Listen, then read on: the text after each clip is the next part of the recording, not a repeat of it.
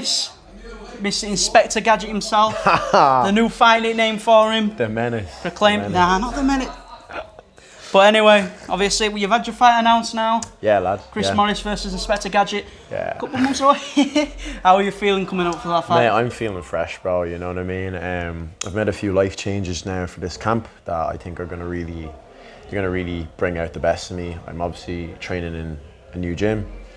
I'm going to get a full camp here now at MTT, and I'm still going down to ASW the odd time as well, get me grappling in, you know what I mean? So I think it's going to be a new version of me that I'm going to bring out, and I think it's going to show. And as well, in terms of, as you mentioned there, now training obviously at MTT and ASW, seems like the perfect combination. You've got some great strikers and even good grapplers at MTT as well. Yeah. But then ASW, you've got the great grapplers, you've got the good strikers in James Power and those people. Yeah. So being able to balance those two gyms, what do you see that doing for your game? So I mean, obviously, like I'm fighting out of MTT, but you know, still training in ASW. A lot of good guys. You know, you've got like Commonwealth judo medalists. You've got like just guys that are just straight grapplers. A lot of big, strong guys, which is like kind of what I'm going to be facing when I come up against Chris. And obviously I've got the guys in MTT as well. I've got the likes of like Farouk, Ibrahim, the Dagestani lads. You know what I mean? Like, and they are leagues above his level of wrestling. You know what I mean? He's just a short, stocky former rugby player. You know what I mean? So I think after this fight, you might have to be heading back to rugby, I'd say. And as well, in terms of, it seems the common trend of your fights is you go in there as the underdog, people see you getting walked through, and then it gets to the end of the fight, opinions soon change. But to sort of always have that sort of underdog status on your back and then being able to shock everyone, what is that like for you as well? Mate, I love it. I thrive off that, you know what I mean? And especially even like a lot of people would have said, like, you know, a lot of people wouldn't take a fight against Chris Morris on UKFC being, you know, it's his hometown in Preston, it's his home show, do you know what I mean? He's the champ. He's going to be in the red corner. He's the A side. And like you said, I'm the underdog, and I don't mind being the underdog, you know what I mean? It's less pressure on me, more pressure on him, do you know, that kind of way? And the more I'm underrated, the more I thrive off that. And I don't think people are going to be rating me lowly after this anymore, you know what I mean? I've just beaten the number 5 guy. This guy's the number 4 at light and welterweight. So I think after I smoke this fella, people are going to put some respect on my name then, you know what I mean? And it seems as well, obviously, now you're taking the number 5, it seems you want to go 4-3-2. And you won't go with one because I know you train with him now and again. Look, me and Curtis are, you know, we're not beefing anyway, you know what I mean? Like, we're mates now, like we've been training together. And look, I'd rather have him as a training partner than anything, but yeah. I'm definitely looking, I'm not looking past Chris by any means, but, you know, me and Teddy obviously had that grappling match a couple of weeks ago. And yeah, you know, it was a draw. So I think both of us would like to maybe get in the cage and sort it out in a proper rule set, you know what I mean? Then obviously after him, looking at George Staines, maybe get him out of retirement, you know what I mean? Because he only fights once a year, so maybe give him a second fight for the year and see if he can put it on me, you know what I mean? But I don't really see any lightweights that can do me any damage. And I mean, Kurt's technically a featherweight, do you know what I mean? Like, I think he only fought the once at lightweight, so yeah. I think after I beat Chris, beat Teddy, and beat George, I think people will just have to acknowledge that I'm the best lightweight in the country at the moment.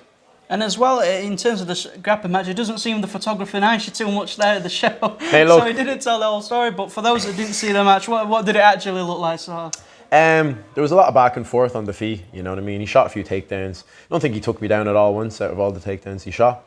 I've realised then that there's no points, no advantages, so I opened my game up a little bit. He did get mount, he did get my back.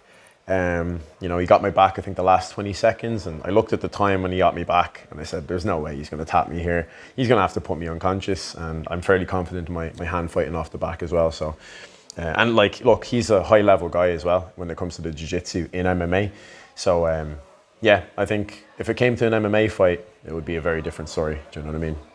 And then as well, in terms of, obviously we're not looking past Chris at all, but then Teddy and then George. In terms of looking at George as an opponent for you, what do you see as a sort of strong points he hasn't seen before? Mate, for me, I mean, yeah. Yeah. Mate, I just don't think he has fought anyone with the range that I have. I don't think he's fought anyone with the dynamic striking that I have, the fluidity that I have, or the jiu-jitsu that I have off my back.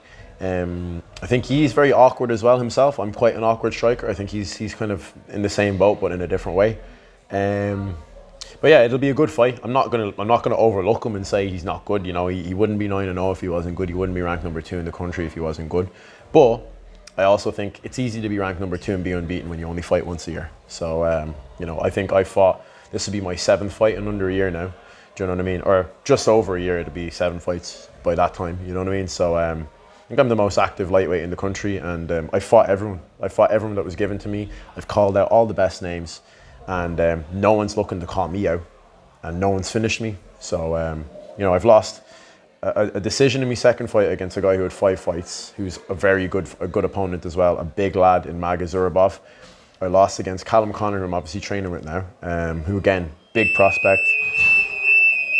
The fire alarm must have been that good of an interview.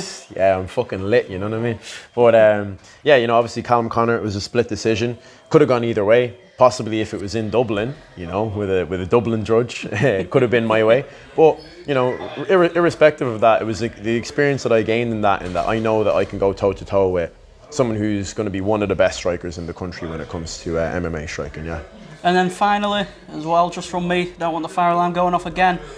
What can people expect to see September if they don't know what to see already? Lad, they're going to see 5 rounds of absolute chaos. 5 rounds suits me better, you know what I mean? I take usually a round or 2 to gauge people and read their movements, and then I start getting to work. If anyone's watched any of my fights, round 3 is where I really come alive for the most part, and where I really shine. So yeah, as I said, I've made some certain lifestyle changes, whereby I think my cardio is going to be better than it's ever been. I'm going to work extremely hard for this camp, and yeah, I'm just going to put it on him for 5 rounds. He's going to be stronger than me for a bit, but he's not going to be able to be strong for 5 rounds, you know, that kind of way. So yeah. There you go. Well, that is everything from me. There's Big Mal. There you go. The champ. Well, yeah. So yeah, that is everything from me. As always, pleasure speaking to you. Thank you, mate. Very much Thanks for your for time. having me.